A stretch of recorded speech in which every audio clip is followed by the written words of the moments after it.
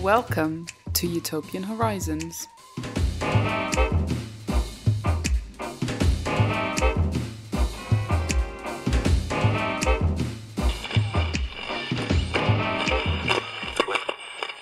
Hello and welcome to episode 6 of Utopian Horizons, a podcast about utopias real and imaginary.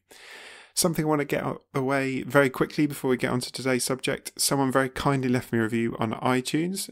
More of those, please. If you've got a moment to give me a quick review, that would be a big help. But anyway, they specifically asked for a few guests that they would like to see on the podcast. I've been in touch with some of those people, and it looks like Tom Moylan will be coming on.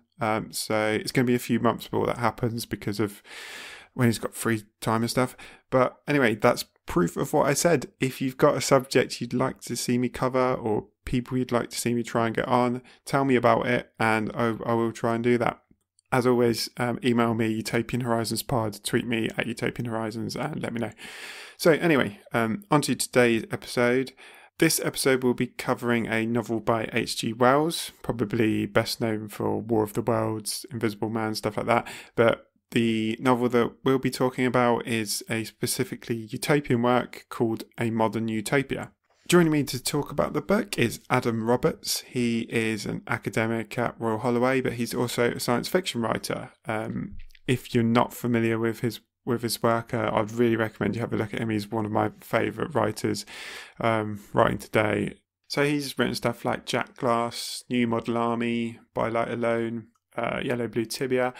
I think his latest book is called The Thing Itself, though I've not actually had a chance to read that one yet. He's got another book coming out actually in a few weeks as well, which I've forgotten the name of. But regardless, the stuff I have read of his is fantastic, so I'd really recommend you have a look at him. It's hard to recommend like a starting point because all his books are quite different in terms of setting and style and stuff, but I mean they're all good, so you can't really go wrong. I'll say Jack Glass. Have a look at Jack Glass if you've never read Adam Roberts before. But anyway, it's good to have someone who knows science fiction as a writer and an academic to talk about H.G. Wells, and indeed he knows H.G. Wells very well. He writes a blog on him, so great person to have on for this episode. I feel like there was something else I was planning to mention as well, but I can't remember, so it can't have been that important. Maybe I'll tack it on the end if I remember. But yeah, so on to my conversation with Adam. Joining me now is Adam Roberts, science fiction author and professor of literature at Royal Holloway University. Thanks very much for joining me, Adam. It's a pleasure. It's my pleasure to talk to you, Paul. Thank you. So we're going to be talking about A Modern Utopia, a novel by H.G. Wells. To start us off, it might be helpful if you could just give us a vague kind of outline of the utopia that he's presenting in this novel and how we get there. Okay, so I say a few words about Wells and his career. His first novel, widely known as The Time Machine, that's 1895, and A Modern Utopia is 10 years later, 1905. And that's a decade in which he publishes a lot and establishes a reputation for himself, becomes a very famous writer.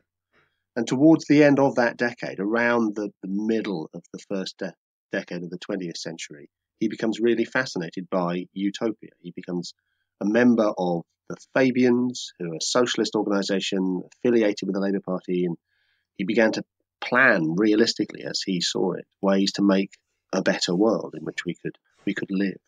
So the first inklings we get of him writing specifically utopian fiction is probably The First Men in the Moon, which is 1901, where some earthlings fly up to the moon using anti-gravity and they discover a harmonious lunar society run the Selenites, run on kind of insect-like model. So there's a grand lunar and then all the different Selenites have different roles and they're all happy in their role.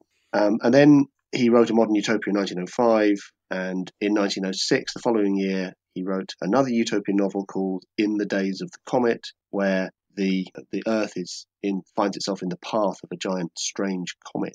Its tail brushes over it, and some strange chemical in the tail of the comet alters the atmosphere of the Earth and makes everybody happy. And so we all stop competing against one another, and the second half of that novel is another utopian society. And the reason why I'm spelling all that out is because there are two models of utopia. There's a kind of top-down model and there's a bottom-up model.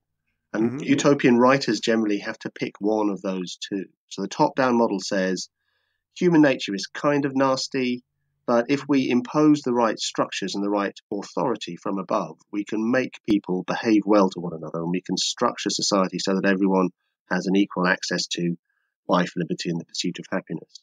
And top-down utopias tend to be more authoritarian. They're often quite militaristic. They shade towards, I use the word advisedly, fascism. Bottom-up utopias are utopias that say, well, maybe human nature hitherto has not been very nice in the main, but it can change. It might change because circumstances change. Maybe if the world were better ordered, people would grow up to be nicer. Maybe people could just change their nature. And that's what happens in the days of the comet. A strange chemical comes from outer space and it alters the way people are with one another. And that means a society, perfect utopian society, kind of organically grows. So Wells is trying lots of different models. So to come back to your original question, a modern utopia is really a top-down, quite authoritarian, and I use the word again, slightly fascist utopia, where an elite group called the samurai of self-selecting individuals who are prepared to live this very disciplined, rather monkish life, enforce the rules that mean everyone in Wells's utopian society lives happily and in an ordered way. So my problems, I suppose, are that 1905 is kind of early for this, but it's only a couple of decades before Mussolini and Hitler and Stalin are trying in the real world to impose their vision of what a utopian ordered society should be. And that's, reading it now, I don't know, makes me ever so slightly uncomfortable. What did you think when you read it? Did you? Yeah.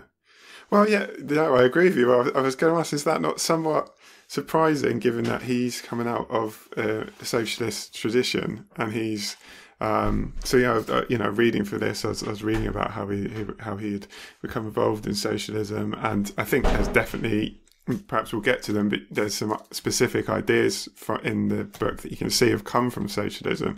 So it's kind of surprising that it's got such an authoritarian structure to it, I think. Yeah, and I don't want to sound like I'm having a go at Wells. I love Wells.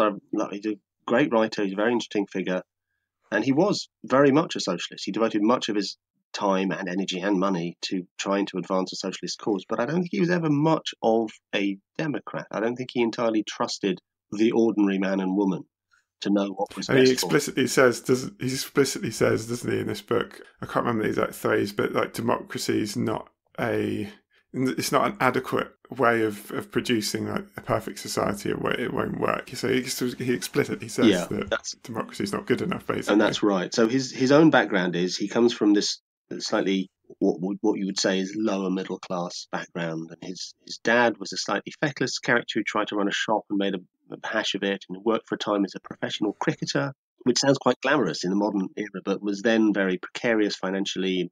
He was mostly raised by his mother, and his mother was a servant, quite a high-class servant, in a place called Up Park, in this kind of Downton Abbey below-stairs existence. And he was a self-made man, but his early years, as he worked very hard to establish himself, were characterized by he saw society from the bottom. He never had the privilege to be able to take a wide view. And what he saw, and he's very explicit about this in his utopian writing and in his autobiography, is society is a mess. It's characterized by massive inefficiencies. And his idea, which comes through in this novel very clearly, is that society needs to be reorganized on more efficient lines. And that leads, as he goes through his life, towards a fixed idea that only a world state, a single unitary world state, where people who are in the know, experts and scientists, who can determine what is the most efficient way to run society, should be given free rein to organise society on the most efficient line. And it starts to get makes your teeth itch a little bit. You start thinking, well, that is a kind of, these ideas were picked up by fascist thinkers and theorists in the 20s and 30s. Yeah, I'd like to perhaps return to the idea of efficiency at some point, because I think that's quite important. But the world state things, so that, to make clear, this is a world state. He says utopia has to be global. I think there's something in that, in the sense that, you have these ideas of like people retreating to like small communities to live in a certain way, but obviously only certain people can do that. So if other people can't experience it, to what extent is that really utopian? But this is set on Earth, but not on Earth. It's like an alternative Earth that a character and his companion get transported to. Do you have any sense as to why, like, the normal thing would be to do set in a utopia in the future, or could have done an alternative timeline, but he's done this thing of a curious place that's like another place but not another place. It is weird. It's quite hard to get your head around, actually. It's sort of an alternate timeline, isn't it? Because it's the same Earth, and it's the same year in 1905, and it's populated by the same human beings. So everyone in our world has an equivalent in this utopian Earth, including the two characters who travel from our Earth to the utopian Earth. They have their equivalent characters. But it's supposed to be notionally set on the other side of the galaxy. It's a weird little conceit. I mean, what Wells is really doing, I think, is he feels there needs to be a contrast between the way the world is in order to throw his utopian ideas into the necessary relief. If he just wrote a utopia, we wouldn't have the points of reference to understand why what he was saying is better than the situation that we actually live in. And that's quite common, actually. That's not just him. But one of the most influential utopian texts ever written, I mean, I say that not in the knowledge that not many people now have read it, or indeed have even heard of it, is a book called Looking Backward by Edward Bellamy. It was published in 1888. And that is a story of a man who falls into a kind of coma and wakes up 100 years in the future in America, and North America is a utopian state, again run on a kind of top-down authoritarian model where the government assigns work to people according to their aptitude, and lots of things they have in common. And Bellamy's book was really, really successful, and it was an international bestseller. A political party was founded in America called the National Party, which was there to try and make Bellamy's ideas come real. Lots of other utopias were written in reaction to Bellamy's utopia. William Morris's News from Nowhere was a criticism, if you like, of Bellamy's rather technological, mechanistic, militaristic utopia. And that's also one of the novels that Wells is aware of when he writes his version of utopia. So instead of having a character fall asleep and wake up in a future, which he'd done in a previous novel when the sleeper wakes, he just creates this alternate Earth. And the narrator and the narrator's friend just sort of slip into this new world and explore it. And at the end, they kind of fall back into our world. And it's not quite explained how they travel. Does it bother you then? Did it diminish the novel for you, that? No, because so you mentioned like there's other utopian texts which he explicitly refers to in the book, and I was toying with the idea of suggesting that if this book was written a lot later, then people would have called it postmodern, and I wasn't sure whether to make that suggestion. And I read your Wells blog where you made a similar suggestion. So he's repeatedly referencing like other texts and comparing what he's trying to do with the way they did it. So like intertextual, as they say. And, he's talking about the strengths and weaknesses of utopian speculation. And there's this idea that what's happening is maybe part of the imagination of the narrator, or maybe actually happening. But then I think it actually goes further, and I think it highlights its own fictionality and like makes clear that it's a fictional piece of utopian speculation. So I don't know if you've got any thoughts on what he's trying to do there. To me, it's kind of about utopian. It's about utopianism as much as it is a novel, if you see what I mean. Yeah, I think that's right. I think it's kind of self-referential. But I think there could be several reasons why he decided to do it that way. And one might be, let's say, plausible deniability, so that he could say, well, it's just a thought experiment. You don't have to take it too seriously. But I don't think that's right. I think he genuinely, seriously thought the things that he spells out in this novel were practical and indeed achievable. So I think it's self-referential in a slightly different way. I think it's about his own utopian imagination, and he's inviting us to make that leap. So he wants really to reforge the human attitudes to these things. He wants to create a kind of homo utopiensis. I mean, it's a Hollywood cliche, but he's taken us on a journey, in a literal but also in a kind of metaphorical sense. He's saying we have to make a sort of leap. And the thing that interests me about it is the thing that separates this, that makes this different to any other utopian novel I know, is precisely the way the boundaries between our world and the utopian world are so porous, the way they just kind of slip from one to the other. Mm. There's a very famous, talking of postmodernism, there's a very famous Frederick Jameson essay called of Islands and Trenches, which is about Thomas More's Utopia and about other utopian novels, in which Jameson says a utopia has to have a trench separating it from the world. It has to be on an island somewhere, the way that Thomas More's original utopia was. It has to be its own separate little space where you can run your perfect society. Because once you locate that utopia in the real world, it gets degraded and corroded by all the problems of the real world. So almost always utopian stories are set in an entirely other place, or in, as you say, in the far future, or in some. Whereas this is kind of that, but at the same time, it's kind of just 1905 Europe. Mm. Sort of slip from one to the other. It's a very strange novel. It's a very unusual form. I felt that kind of flexibility, or I don't know what you call it, lack of solidity, is actually a strength as a kind of piece of utopian speculation. So I like the fact. So he's explicitly criticising old utopias for not being able to change and like holding back development. And his idea is that utopia has to be kinetic and open to change. I think he does. I don't know how good a job he does, but I think he's trying to. There's times where he's leaving stuff deliberately vague, as if to acknowledge that he doesn't have the perfect answer, and he presents things not as being solid. So, for example, there's a section where they talk about the rules of being one of these ruling class people called samurai, which we'll get onto. But he makes clear that those rules have changed and that they're still looking at how to make things better. So he does a decent job, I think, of planting the idea that this utopia is flexible in some way. He wants to do that, I agree. I mean, maybe I'm a little less persuaded by how successful he is in that. You're right, absolutely. His vision is utopia's dynamic, and he doesn't want to give the impression that it's an entirely conformist state where everyone has to march in lockstep, otherwise it doesn't work. So one of the first people, the two main characters are the voice, who's the narrator, and his friend, who's a botanist. And they're on a walking holiday in Switzerland, and they just somehow slip into this utopian realm, and they walk down the mountain, and they find they're living in utopia, and they stay in a utopian inn, and they start to see how wonderful everything is and how cleverly everything's arranged. But one of the first people they meet is someone who doesn't agree with the utopian state, who thinks that mankind should return to a state of nature. And the point of introducing that character early on is saying, oh, it's not oppressive. If you want to disagree, then you're welcome to disagree. And if you refuse to live in this utopia, then you can go off and live on an island somewhere.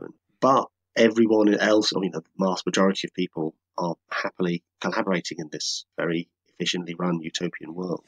And I don't know how much actual dissent Wills's utopias can tolerate.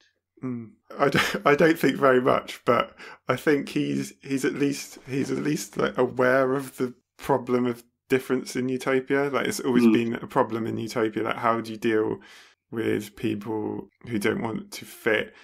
So you've mentioned that guy. There's also the islands. The islands they have in this society, which is kind of an attempt to deal with difference. And it's something that Aldous Huxley picks this up in Brave New World, where he creates, again, in part of this larger dialogue about what utopia is, he creates this satirical utopia where human nature has been changed by getting everyone addicted to these drugs and filling their lives with these silly pleasures of television and sex and distraction and so on.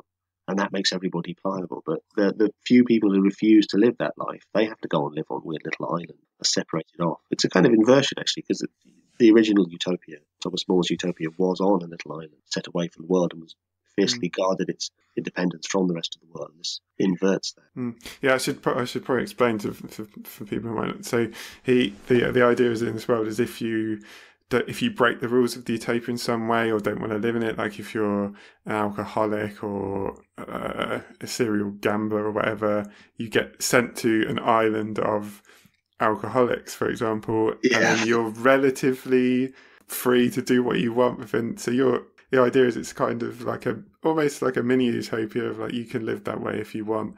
But yeah, it does sound like his utopia is very. He's trying to make something very clean, and like anything that's untidy has to be like expelled to these little islands.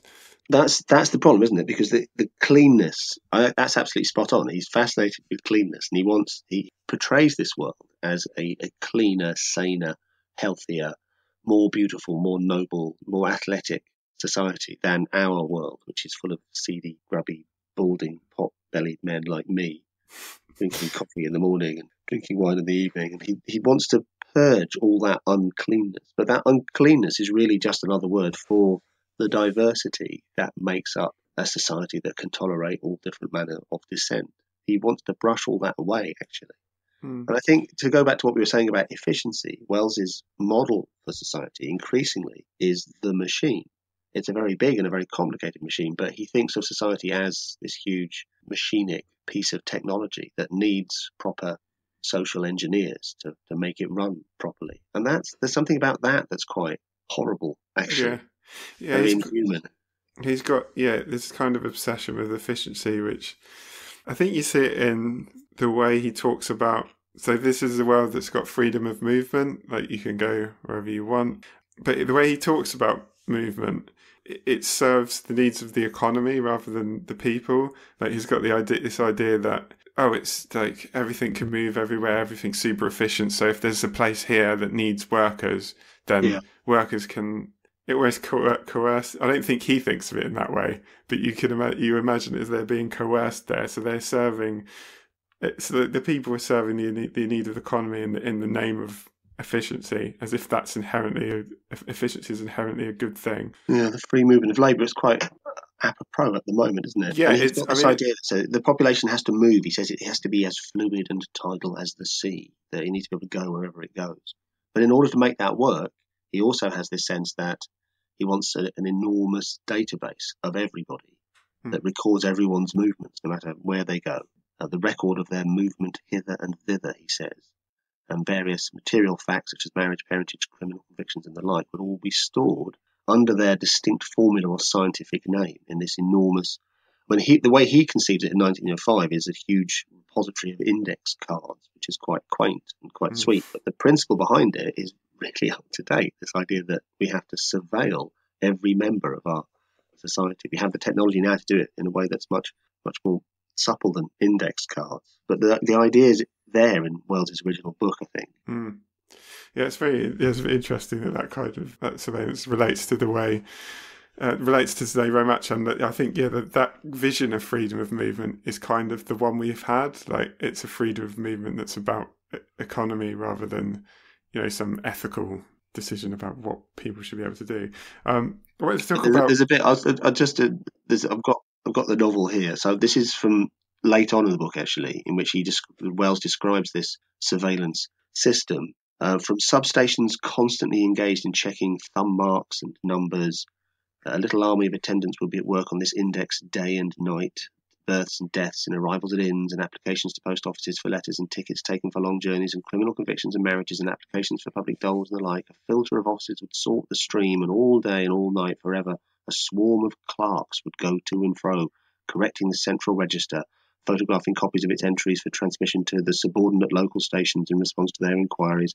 So the inventory of the state would watch its every man, and the wide world write its history as the fabric and destiny flowed on. So he wants to make this something grand, but it sounds like a scene from Terry Gilliam's Brazil. It sounds like a kind of nightmarish vision of bureaucracy hypersized to this extraordinary level. Yeah, this utopia is getting worse the more we talk about it. I wanted to talk about race, because something that I didn't realise when I was looking into this, that, well, correct me if I'm wrong, but it seems like eugenics had been tended to be supported in the socialist movement and by Wells in the past. And there's an idea that perhaps he was rolling back on that a little bit here. That's kind of right. I mean, I want to tread carefully here because this really is the most contentious issue in Wells scholarship, and it really does divide Wellsians. There's no doubt that there was a period when Wells supported eugenics. And if you read a book like, he wrote a book in 1901 called Anticipations, which is his vision of how the future was likely to roll out and how he wanted it to roll out. And that's quite a racist book. He thinks that one of the things that needs to happen is inferior races need to be bred out of what we would nowadays call the gene pool.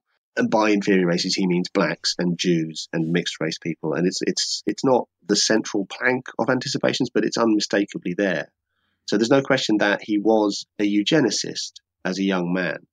He did change those views, and certainly by the time you get to the 1920s, he's quite a committed anti-racist, and he called Mussolini and later Hitler correctly as the kind of racist monsters that they were.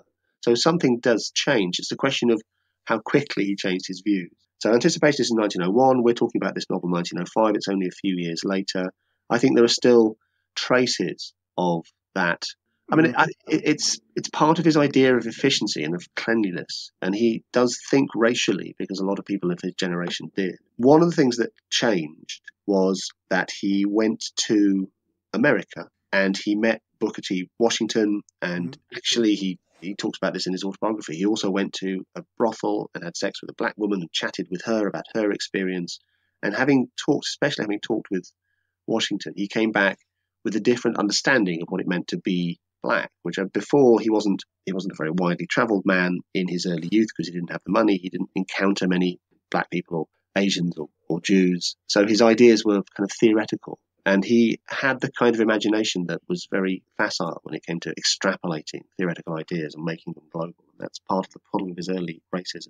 I think in this book, in Modern Utopia, there's still a sense, I think, that his conception of the hygiene of the species is racially configured. I think he loses that towards the end of this decade. And I wouldn't want to give the impression that he's a dyed-in-the-wool anti-Semite and racist all his life, because he's really not. But there's no escaping his ideas as a eugenist in the early years of this decade. I'm kind of sounding like I'm havering now, aren't I? Because it's a bit easy and comfortable. Yeah, he's perhaps sort of halfway through that transition here, because he's kind of talking about he rejects the idea of like national myths, and he's suggesting that if you see people as different from you, that's a product of culture. It's not like, inherent to who they are. But at the same time, he makes a distinction between artificial differences produced by culture and true racial differences. And he seems to think it would be remarkable. Like, he's got this idea that like anybody can rise to prominence in the society, but he does seem to think it's remarkable that it would be remarkable if more than a few white people were to do that. Yeah. He also, I think he mistakes westernization with civilization. That he's got this idea that, well, everyone will be reading Western literature and they'll be behaving in a Western way, so then that will make them like civilized. It's like that's what makes civilization, if you see what I mean, in his view. Yeah.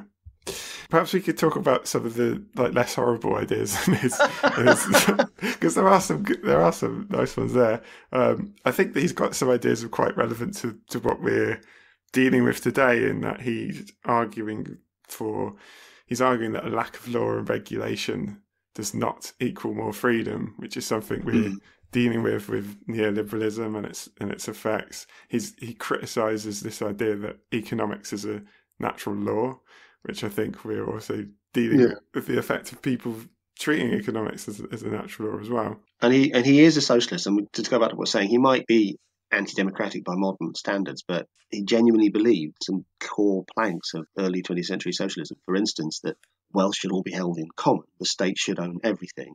And he has this system in the modern utopia where people can lease land, let's say, from the state and build their houses or their businesses or do whatever they want to do. If they want to build a bridge across the British English Channel, they can do that. But they won't own it, but they can take the benefit from their labour, as it were. So no one is obliged to work. If you don't want to work in utopia, you don't have to. But if you do work, then you'll enjoy a finer quality of life than people who don't.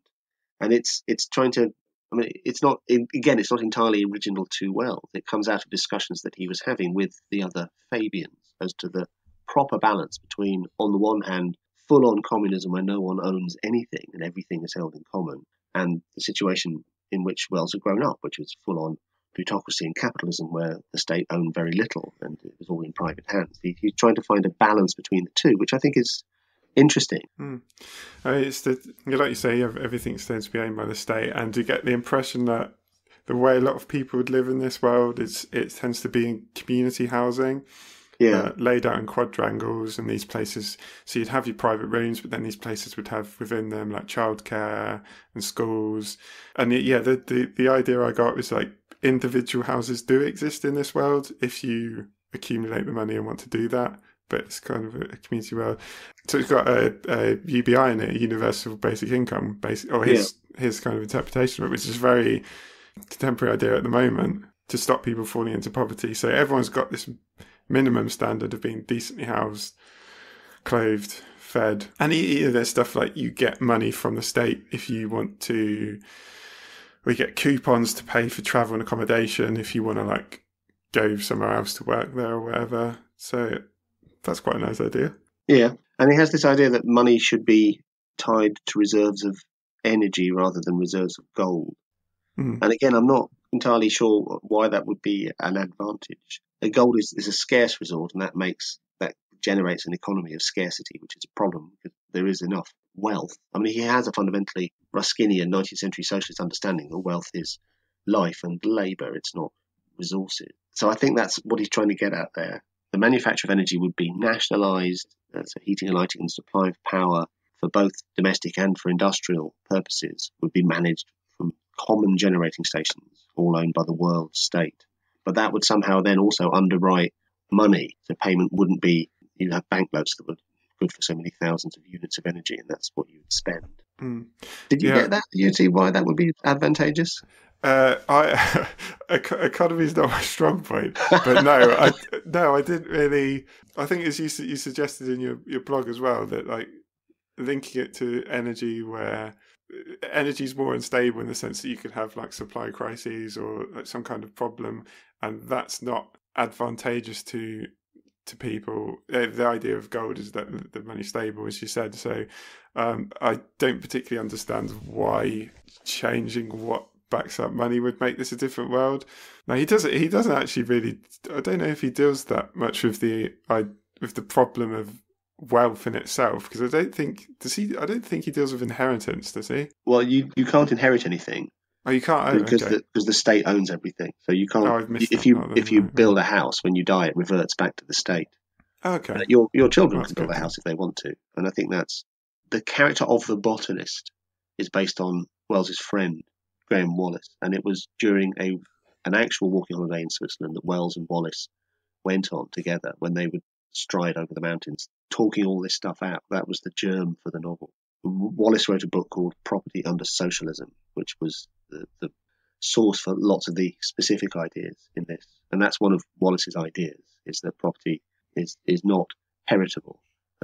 You can reserve certain things of small private, what they used to call portable property, can be yours, and you can pass those on as kind of mementos to your children. But large assemblages of capital, as loose money or as houses or whatever, that can't be allowed to be. Otherwise, it just accumulates. I wanted to talk about the botanist actually briefly, but just briefly, another quite modern thing, the idea that he has in there is that so there's this idea, there's a debate going on in some places on the left about the work that tends to be done by unpaid labour that tends to be done by women, so like childcare and so on. And he actually he recognises that as labour that should be paid for, which is a very modern idea. Though I think he's far from being progressive with women in this utopia. No, he can't quite get out of what is a Victorian mindset that women's work is separate to men's work, that women's work is raising kids and sorting out families and cooking and cleaning and so on. And I think you're right. He thinks that is work. It shouldn't just invisibly happen in the background. It should be part of the structure of labour in society, and women should be rewarded for doing it and so on. But it's not modern feminist idea, really. Because they're basically, he seems to think they would not always, but would be primarily confined to that sphere of work because they can't compete with men basically in other spheres of work. Is the idea seems to have. So with the botanist, so it's an interesting one. So the botanist is kind of fulfills the role of an annoyance to the narrator throughout. So his obsession is with a woman that he was in love with in the real world and didn't work out, and he's pining for this lost love, and his pining for it constantly that interrupts the narrator's utopian speculation, like this personal thing. He's constantly complaining about it. Do you have any insight as to what he's doing there with this idea that like this personal thing is interrupting? Yeah, it does go back to what we were saying earlier about the unusual, I should say, form that this utopia takes, where it is 1905 Earth, but a utopian version of it, and everyone has their equivalents. Because it starts to generate a kind of story. It's not much of a story in this novel. Most of the novel is just laying out all the elements of the utopian world. But when the botanist realizes that everyone has their equivalent on this realm, he becomes fascinated and obsessed with the idea that he can go and discover this woman, Mary. He'd go back and find the utopian version of Mary, and maybe it'll work out with her. So he goes back to the utopian version of England and encounters this woman and discovers that she's in utopia. She's married to the man that she'd left him for in the real world. And he's so heartbroken by this that it shatters the dream, and it drags both him and the narrator, the voice, back into our mundane world. He says scars of the past, and he can't get past this heartache, this psychological trauma that he suffered. And then the next thing they're in our London, looking at the poor, shriveled, dirt-lined streets around Trafalgar Square. And that's it.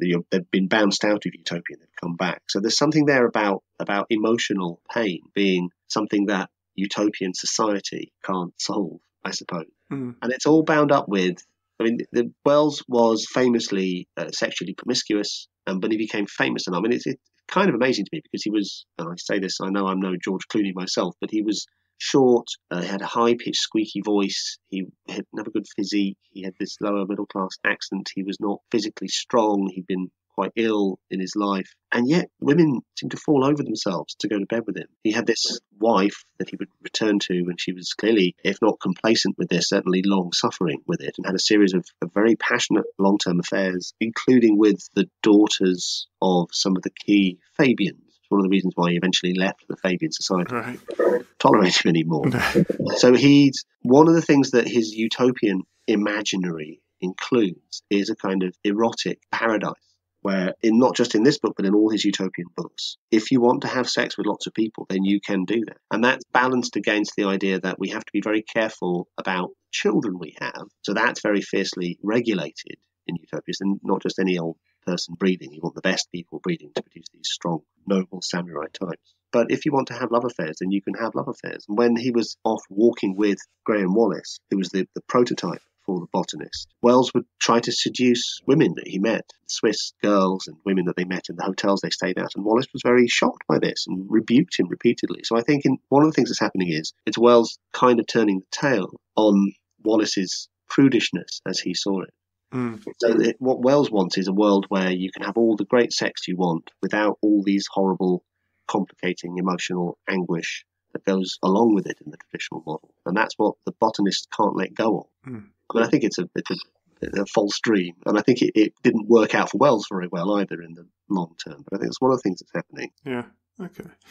Well, we should probably get on to talk a bit about the samurai because they're obviously very important. So we've mentioned that there's this voluntary nobility which are called the samurai. The idea is that they live kind of, I don't know if you go so far as to describe it as puritanical, but they're not allowed to drink. They have to be very strict in what they eat. You have to buy and read at least a book a month. You're not allowed to you're not allowed to play or watch games. You're not allowed to play cricket. That's one of the little details that stuck in my head. Yeah. I mean, he has a reason for that. He's not just a random dislike of cricket because his dad was a professional cricketer. He says the samurai have to represent the best. They have to be the best of the best. And everyone has to look up to them and accept that they are the best. And it's impossible for a samurai to be the best at cricket. The only way a samurai could be the best at cricket would be by constantly practicing and playing cricket. And that would distract him from his duties as a samurai, as it were. I mean, this is really the attempts that he makes for his utopia to be dynamic and open to change. This is really where that kind of is contradicted, right? Because so the idea is that anyone could be a samurai. You have to pass an exam, which you can take at any time. But you could very easily imagine that this would become an effectively hereditary class. I think he even says that samurai tend to be people whose parents were samurai. And it's as if Wells it just doesn't occur to him that, I mean, it's an old adage that power corrupts and that people who have power want more power, but that doesn't seem to occur to him. So the things you need to be a samurai, he says, it's open to every physically and mentally healthy adult who will observe its prescribed austere rule of living. So he also says we reject men who, you must be in sound health, he says, and free from certain foul, avoidable and demoralizing diseases. You have to be in good training. We reject men who are fat or thin and flabby, or whose nerves are shaky, and you're not allowed alcohol or cigarettes. You have to go every year, you have to go for a trek in the wilderness on your own. You're not allowed to lend or borrow money. You're not allowed to sell things. You can't be an actor or a singer because it's undignified, according to Wells. You have to have cold showers. The samurai must bathe in cold water. The men must shave every day. And if there were just an ounce of irony or humour or self-awareness in any of this, it could be really funny, but it's not. He does this with a completely straight face. Yeah. That he really thinks that this is how you create this ideal caste. And that people might say, well, I'm happy to give up alcohol and cigarettes and endure the cold showers because it puts me in this position of supreme power, and power is its own reward. That's not part of the equation. And it's so you go up for like a trial every 3 years to see if you continue, but the people who are deciding whether you continue are samurai. Yeah. And as he says, predictably, they tend to just keep going. So you can see. I think there's a really strong current of like social Darwinism in this book. Like the kind of person that he seems to venerate, like this, the idea of like great men, like civilized and wise and cultured and disciplined, and these people that rise above the average person and deserve their position in society. It seems not so different from the kind of person that someone like Ayn Rand might venerate. Do you know what I mean? Like it seems like his society in a way is a place that is creating the conditions for social Darwinism to operate at its best. Yeah, and I think at this stage in his career, Wells would not have considered that to be a criticism. I think he wouldn't have used the phrase social Darwinism, but that's basically what eugenics is. It's saying we have to use breeding to breed out the people we don't approve of and to enhance these qualities that we think are the right qualities. That is kind of socially Darwinistic. I mean, he's quite explicit about this in the book and elsewhere, that this is based on Plato's Republic, this classic work of Greek 5th century BC philosophy, which imagines a perfect society as Plato imagined it. And that republic was under the care of a caste of people Plato called the Guardians. And Wells's samurai are just a kind of modern version of Plato's Guardians. And that, I think, is where you could argue that's the route back down to Plato. Karl Popper, in his famous book, The Open Society and Its Enemies, the thesis of that book is basically all of fascism and Nazism and Stalinist ideas in Russia, all that blighted the 20th century intellectually, it can be traced back to Plato and the ideas that Plato has in his Republic. This idea that you get people who think they know what's best for everybody and can organise society on the most efficient and ideal grounds, and that everyone just has to do what they say and fall into line. I mean, do you know if he was like particularly elitist or Wells as a person? Yeah, it's hard to call him elitist. I mean, the thing that I find puzzling about this particular book is it is so po-faced. He takes it all so very, very seriously, and I think he did genuinely believe it, and I think he thought it was an achievable aim in his lifetime or in the generations to come. Elsewhere, Wells is a really funny guy. He's a genuinely brilliant comic writer. Some of his comic novels are laugh-aloud funny. And if you read accounts of him as a human being, he was charming and he was witty and he had a wide variety of friends and he was often very funny. And you read his experiments and autobiography, it's full of kind of hilarity. He loved to play games. He wasn't a snob in any way. He would happily play with kids. He would chat with servants. He says he learned more, I mentioned this before, when he went to America. He says he learned more about what it meant to be a Negro, as he calls it in America, from this woman in a brothel that he slept with, chatting with her, than he did talking with the president himself. And he moved in all those circles very easily. And that's partly because he was from the background he was from. He has a kind of social mobility built into who he is. So elitist doesn't describe him very well, but at the same time, he did have this authoritarian streak, or at least his imagination did. He couldn't see any way to solve the problems in society except by seizing hold of society as a whole and reconstructing it, whether people like that or not. What about this idea of like science and technology as like a inevitable force for good? I don't know this era particularly well, so I don't know if that's like a feature of thinking in that age. Like, I mean, people do. You do get that idea sometimes today. This idea that like technology is going to save us, but I don't know. I feel like people are a bit more skeptical of it now, and there's high tech is often a feature of dystopias. So is that sort of a feature of the age? This idea that science and technology would inevitably deliver us to a better world? It's quite a complicated issue. Certainly with Wells, he is aware of both sides of that argument.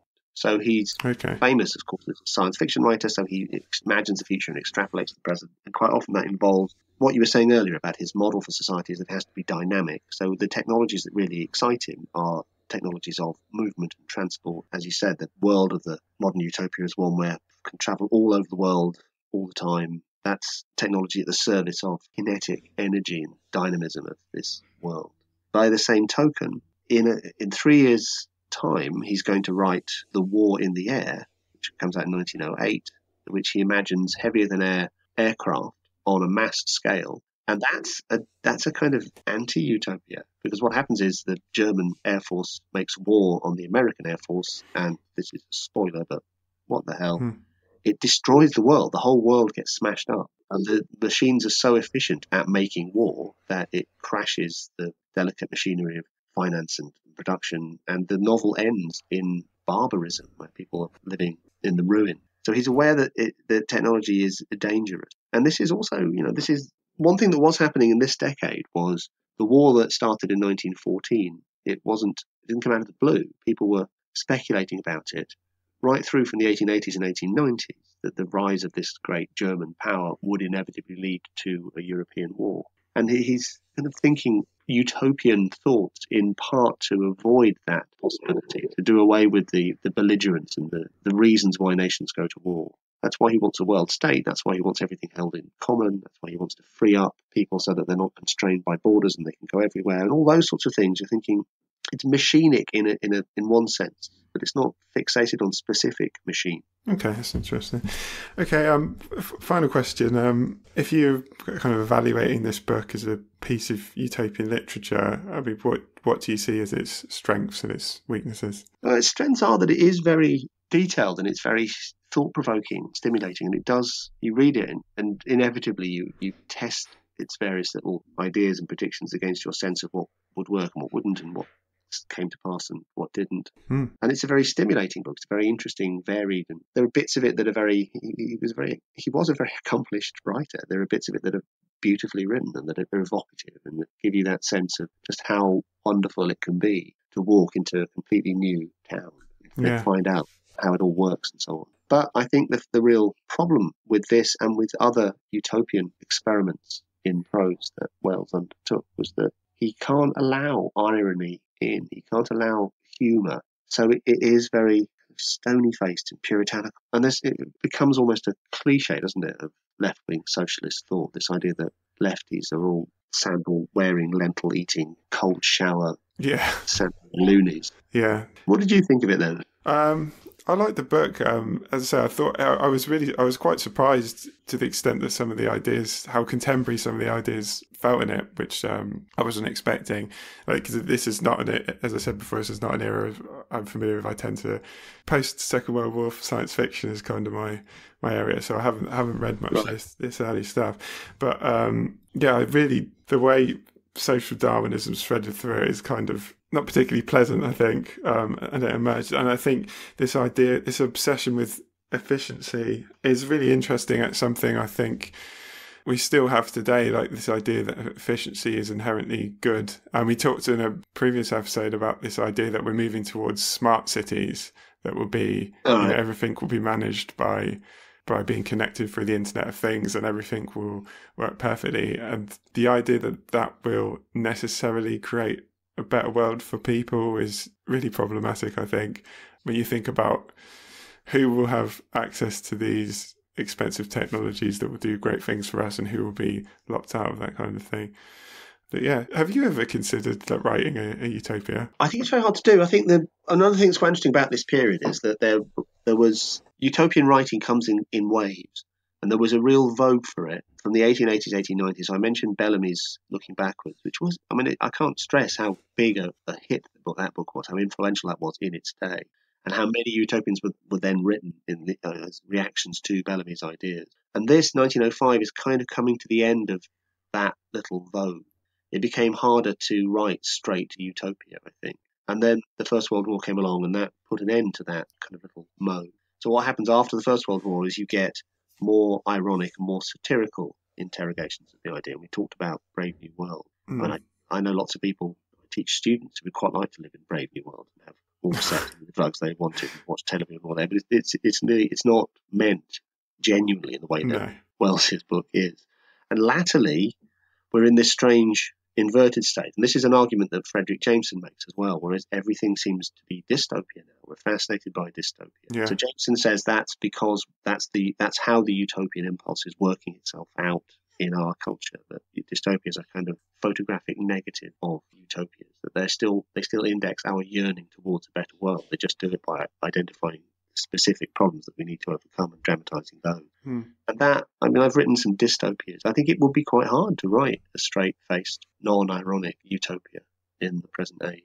What do you think I should give it a go? Yeah, why not? I kind of wonder whether we're going to see some in a few years, because I feel like there's a utopian. I feel like there's a utopian moment in politics, in the sense that the consensus that we've had for like a few decades is breaking down, and there's a sense, if you look at something like Corbyn in the UK, people were starting to believe in the idea of the possibility of change and the idea that there's alternatives. I wonder if in a few years that might manifest in utopian literature. I don't know. I wonder. Not. I do think that there's a book like Looking Backwards is a future-oriented book. Bellamy's Utopia is saying this is what we need to do to make utopia come into being in the future. Whereas I wonder if the utopian moment we're talking about now is a bit nostalgic, actually, and rather backward-looking.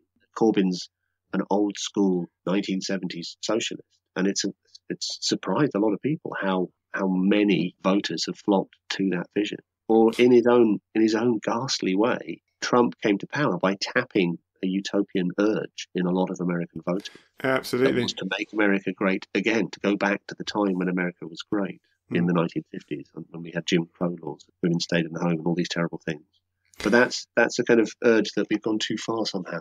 To me, Corbyn and Trump are like a symptom of the same thing, which is a desire for an alternative and a rejection of what we've had for 30 years. So I know Corbyn's an old school guy in many ways, but to me, he represents the people that support him represent a desire for something new. And even though Trump is obviously horrendous, but as you say, he's to me, what won him support is the idea that he represented change to people, and whether he actually does in reality is another thing. And if he does change, what kind of horrible change that might mean. But that's where his support came from. And we're in a moment where anybody who represents continuity in the status quo will be rejected by the electorate. So I see hope in that. Yeah, no, and I don't want to sound like a wet blanket. I'm just not sure I'm not sure the choices are between continuity and the status quo, because I think things have just been moving so quickly. I think the choices are between what may or may not be a spurious appeal to older values that say we can go back to how things used to be, or a continuing acceleration of what we call neoliberalism. And to make a last point about Wells's novel here, there is something surprisingly neoliberal in his conception of his world state. So, for instance, one of the tenets of neoliberalism is that labour has to be absolutely free to move wherever the market requires it to go. We have to open all the borders. And things like Trump and Brexit and so on are a lot of people saying, no, we don't want that, because that's driving down wages. And Wells, I think, would say, no, you have to open the borders and you have to make everything as fluid and kinetic as possible. And that's a very neoliberal ideal. Yeah. But people are digging their heels in, I think. You're right. And don't necessarily like all those consequences. But That's not the status quo. That's this kind of increasing pace of continual change. Well, I'm hoping people will be able to eventually make the argument for open borders, but for a different reason. But All I'm right. probably some way away from that, I suspect, Yeah. but you never know. Anyway, thank you very much for your time. It's a pleasure. Wonderful chatting. Yeah, I think if people, I would highly recommend that people take a look at some of your novels. They're some of the best science fiction novels I've read in recent years, legitimately. So if people want to have a look at that, stop. If people have a look at that, so I guess should they check out your website? Yeah, AdamRoberts.com. AdamRoberts.com is my website, and if you're interested in Wells, I'm doing it sounds like I'm plugging myself. I'm not. I get no money for this. There's no benefit to me whether you check this website out or not. But I'm writing a literary biography of Wells. That's why I've been so immersed in Wells. I've got a Wells blog called Wells at the World's End, which I'm going through all his novels in order, which I talk about his utopias amongst other things. Cool. Okay. Well, thanks very much, Adam. No, it's a pleasure. And that's the end of my conversation with Adam. I hope you've enjoyed it.